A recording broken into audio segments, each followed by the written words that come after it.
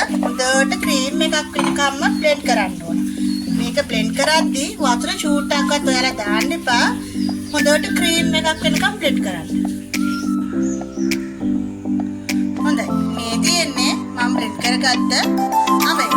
මේකට මම වතුර චූට්ටක්වත් දාලා නැහැ. ක්‍රීම් වෙන්නේ ඒ වගේම කැලේ නැති වෙන්න බ්ලෙන්ඩ් කරගත්තා.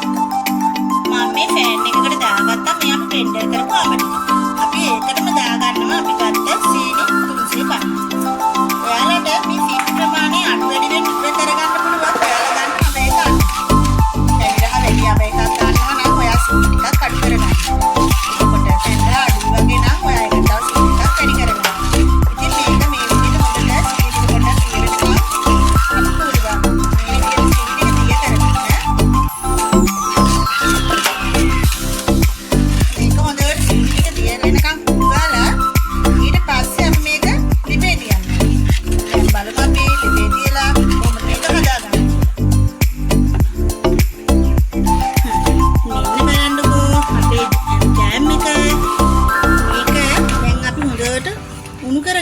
මේක උකු ගතියට එනකම් අපි මේක උණු කරන්න ඕන.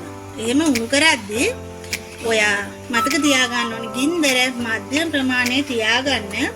විදෙන් විදේ මේක මේ විදිහට කූරු ගන්න. ඒ වගේම මේක කූරු ගන්න ගමන් ඔයාලා ජෑම් එක දාන බෝතලේ ඒක ලෑස්ති කරගන්න. ජෑම් පන්න ජෑම් බෝතලය වීදුරු ජෑම් බෝතලයක් අරගෙන ඒක උණු වතුරයකට දාලා ජීවණුහරණය කරලා වේලලා තියාගන්න. ජෑම් එක ටිකක් හොඳට මේ එක්කෙන ගන්න දිය ගතිය අඩු වෙලා උකු ගතිය දැවිලා තියෙනවා. මේ වෙලාවේ අපි දානවා අපි ගත්ත මිරිස් ටික.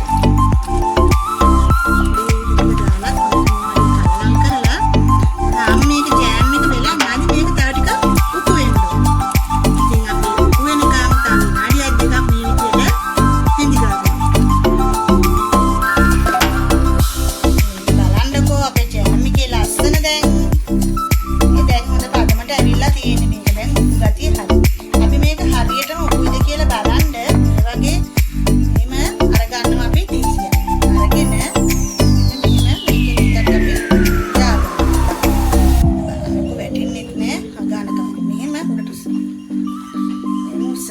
බලන්න මේක දැන් වැටෙන්නේ මේ හයියට තියෙනවා ඔය.